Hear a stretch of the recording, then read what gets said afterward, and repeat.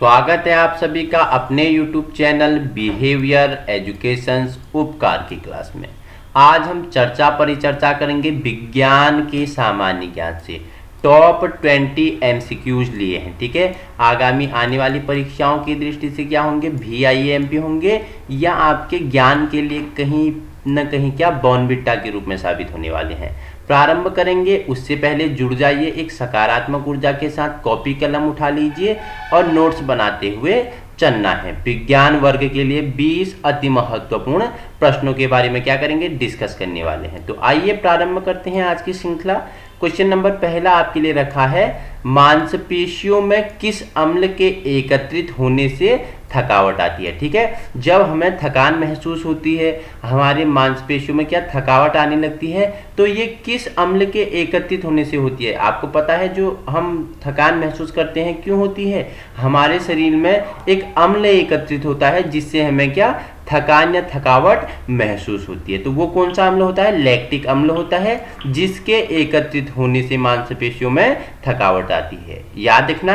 Question number दूसरा है आपके लिए, अंगूर में कौन सा अम्ल पाया जाता है। आपने खाया बहुत है अंगूर, ठीक है, अंगूर का जूस भी बहुत पिया है, अंगूर फल भी बहुत खाया है, लेकिन आपने कभी जानने की कोशिश की जो अंगूर आप खाते हो उसमें कौन सा अम्ल पाया जाता है। तो कौन सा, टार्टरिक अम्ल पाया जाता है। ठीक है, टार्टरिक अम्ल पाया जाता है।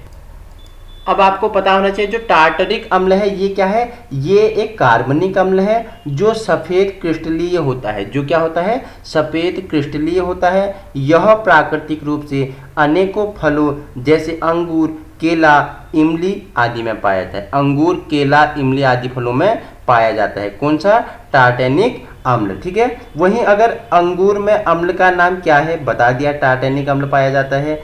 ऐसे देखो, खट्टे अंगूर में कौन सा अम्ल पाया जाता है, तो आपको बता दिया कि टार्टेनिक अम्ल पाया जाता है। बस क्या है, क्वेश्चंस पूछने का तरीका अलग अलग हो जाता है। तो मुझे अंगूर में प्रोटीन की मात्रा कितनी होती है बता दो। तो अंगूर में मैंने प्रोटीन की मात्रा पूछी तो कितना, 0.6 क्या होगी, ग्राम आपकी प्रोटीन की मात्रा होती है अंगूर में। ठीक है, मैं पूछूं आपसे 100 ग्राम अंगूर में कितना प्रोटीन होता है, बता दो। 100 ग्राम अंगूर में कितना प्रोटीन होगा, मैथ भी सिखाने लग गया हूं मैं आपको। ठीक है, तो 100 ग्राम प्रोटीन अंगूर में कितना, 0.69 प्रोटीन की मात्रा होती है। ठीक है, वसा कितना होगा, 0.1 ग्राम वसा होगा। वहीं कार्बोहाइड्रेट की बात करें तो 8.41 उसमें क्या होगी, कार्बोहाइड्रेट की मात्रा होती है। ठीक है, अंगूर में कौन सा अम्ल पाया जाता है, टार्टरिक अम्ल पाया जाता है।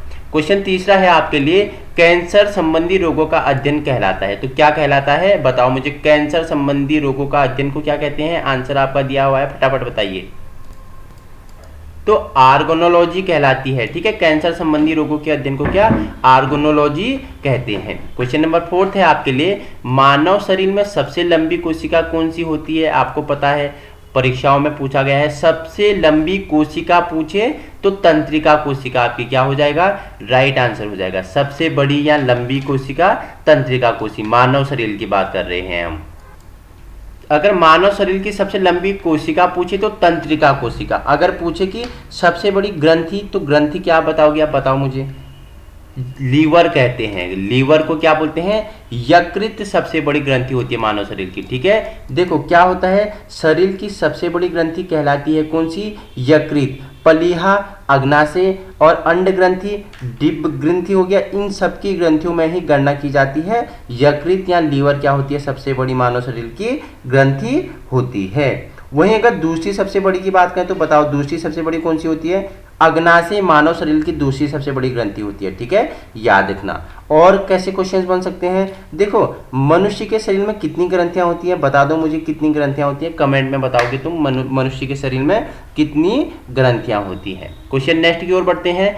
5th है आपके लिए कि दांत मुख्य रूप से किस पदार्थ के बने होते हैं। तो किसके बने होते हैं, डेंटाइन के बने होते हैं। डेंटाइन नाम का क्या होता है, केमिकल या पदार्थ होता है जिससे क्या दांत बने होते हैं। क्वेश्चन नंबर आपके लिए नेक्स्ट है, मांसपेशियों में किस अम्ल के एकत्रित होने से थकावट आती है। वही रिपीट आ गया आपके लिए। नेक्स्ट है आपके लिए 6 नंबर का क्वेश्चन, किस जंतु की आकृति पैर की चप्पल के समान होती है। तो किसकी होती है, पैरामीशियम की होती है। ठीक है, क्वेश्चन नंबर 7 है आपके लिए, केंचुए की कितनी आंखें होती हैं बताओ मुझे।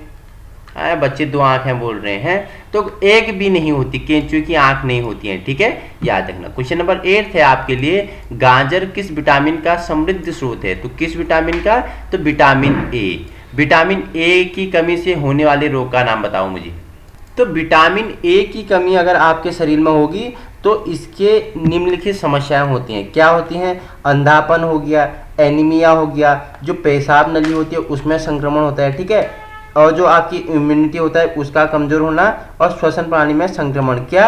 विटामिन ए की कमी की समस्या है, ठीक है। अंधापन, एनीमिया, पेशाब नली में संक्रमण और इम्यूनिटी हो गया, और आपका क्या होगा? श्वसन प्रणाली जो समस्याएं होती हैं उसमें प्रॉब्लम होती है। विटामिन ए के मुख्य कार्य क्या होते हैं? देखो, विटामिन ए हमारी त्वचा की कोशिकाओं को चिकना और कोमल बनाए रखती है। अगर आपको अपने शरीर की जो कोशिकाएं हैं उन्हें चिकना एवं कोमल बनाना है, विटामिन ए की कमी न होने दें आप, ठीक है। विभिन्न संक्रमण से बचाए रखती है। विटामिन ए छोटे बच्चों की सामान्य बुद्धि और विकास में यह वृद्धिवर्धक कार्य की भांति कार्य करता है। छोटे बच्चों को भरपूर मात्रा में विटामिन ए दो, जिनका ग्रोथ और डेवलपमेंट क्या होगा? तेजी से विकास करेगा, ठीक है। अस्थियों और दांतों के विकास में भी सहयोग प्रदान करता है। इसकी कमी से अस्थियों की वृद्धि रुक जाती है। इसकी कमी से क्या होती है? अगर विटामिन ए की कमी होगी तो बच्चे में अस्थियों की जो हड्डियों की वृद्धि होती है वो रुक जाती है। विटामिन ए का दूसरा नाम क्या है? बता दीजिए मुझे। देखो, विटामिन ए को रेटिनॉल के नाम से भी जाना जाता है। किसके नाम से जाना जाता है? रेटिनॉल के नाम से भी जाना जाता है, ठीक है। इतना आपके लिए इंपॉर्टेंट है। क्वेश्चन नंबर नेक्स्ट है आपके लिए 9th, निम्न में से किस पदार्थ में प्रोटीन नहीं पाया जाता है? तो किस में? चावल में प्रोटीन नहीं पाया जाता है। तो किस में पाया जाता है? दालों में पाया जाता है, ठीक है। और किस में पाया जाता है? हरी सब्जियों में पाया जाता है, ठीक है। क्या पपीता में भी प्रोटीन पाया जाता है? बताओ मुझे। आम में प्रोटीन पाया जाता है? बताओ मुझे, ठीक है। सर्वाधिक प्रोटीन किस में पाया जाता है? बताओ मुझे। अगर सर्वाधिक प्रोटीन पूछे तो देखो, शाकाहारी स्रोतों में चना, मटर, मूंग, मसूर, उड़द, सोयाबीन, राजमा, लोबिया, गेहूं, मक्का प्रमुख हैं। मांस, मछली, अंडा, दूध एवं यकृत प्रोटीन के अच्छे मांसाहारी स्रोत होते हैं, ठीक है। जो मांस नहीं खाता, ठीक है, वो क्या? शाकाहारी स्रोतों से प्रोटीन भरपूर मात्रा में ले सकता है। उनमें और अधिक होता है चना, मटर, मूंग हो गया, मसूर हो गया, उड़द हो गया, सोयाबीन आदि, ठीक है। देखो, वही बात है, पौधों से मिलने वाले खाद्य पदार्थों में सोयाबीन में सबसे अधिक मात्रा में प्रोटीन पाया जाता है, ठीक है। 40% से अधिक प्रोटीन होता है सोयाबीन में। सोयाबीन का अगर तुम ज़्यादा सेवन कर रहे हो तो उससे आपको 40% से भी ज़्यादा क्या मिलेगा? प्रोटीन आपको प्राप्त होगा। क्वेश्चन नंबर 10 है आपके लिए कि मानव का मस्तिष्क लगभग कितने ग्राम का होता है? तो कितने ग्राम का होता है? 1350 ग्राम का होता है, ठीक है। जिससे आप दुनिया को जीत सकते हो। आपको सारे अच्छे और बुरे क्या है ज्ञान प्राप्त होता है। या आप जितना भी आपको ज्ञान है, जितना भी आपने आज तक सीखा है, उसका संकलन कहाँ है? आपके मस्तिष्क में है, ठीक है। आपका व्यवहार, आपका पढ़ना, आपका लिखना, आपका चलना, आपका उठना, आपका खाना, आपका पीना, ये सब यहाँ तक कि एक सिस्टम, ऐसा सिस्टम है तो 1350 ग्राम का, लेकिन इसके अंतर्गत क्या? ज्ञान की कोई सीमा नहीं है, ठीक है। जितना आप पढ़ोगे, जितना आप लिखोगे, जितना आप इसको दोगे, जितना आप इसे स्वस्थ रखोगे, उतना अधिक ये ज्ञान क्या करता है?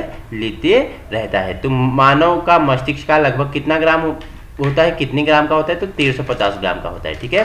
क्वेश्चन नंबर 11 है आपके लिए, रक्त में पाई जाने वाली धातु कौन सी है? लोहा आपको आंसर लगाना है, ठीक है। क्वेश्चन 12 है, देखो, क्विंडन का उदाहरण है तो क्या है? दूध का खट्टा होना, खाने की ब्रेड का बनना, गीले आटे का खट्टा होना क्या है? क्विंडन के क्या होते हैं? क्विंडन के उदाहरण होते हैं। क्वेश्चन नंबर 13 है आपके लिए, निम्न में से कौन सा आहार मानव शरीर में नए ऊतकों की वृद्धि के लिए पोषक तत्व प्रदान करती है? तो पनीर क्या करती है? जो मानव शरीर के नए ऊतक होते हैं उसके वृद्धि के लिए पोषक तत्व कौन सा करता है? तो पनीर करता है, ठीक है। क्वेश्चन नंबर आपके लिए 14 है, निम्न में से कौन सा एक उड़ने वाली छिपकली है? तो ड्रैको क्या होती है? उड़ने वाली छिपकली होती है, ठीक है। अगर उड़ने वाली छिपकली की बात करें तो ड्रैको नाम का छिपकली होता है।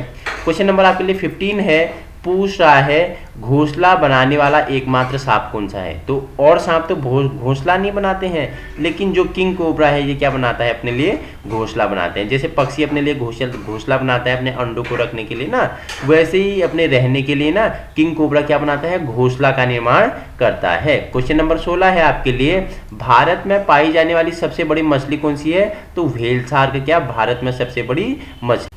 क्वेश्चन नेक्स्ट है आपके लिए 17, दालें किसका एक अच्छा स्रोत है। तो बताया प्रोटीन का है, ठीक है, सर्वाधिक दालें से प्रोटीन प्राप्त होता है, लेकिन सर्वाधिक मात्रा में किस में प्रोटीन पाया जाता है, मैंने आपको बताया था किस में, सोयाबीन में पाया जाता है। 40% से भी अधिक प्रोटीन किस में पाया जाता है, सोयाबीन में। और दालें किसका एक अच्छा स्रोत है, तो प्रोटीनों का, ठीक है। क्वेश्चन नंबर 18 है आपके लिए, देसी घी में सुगंध क्यों नहीं आती। तो क्यों नहीं आती है देसी घी में सुगंध, बताइए मुझे।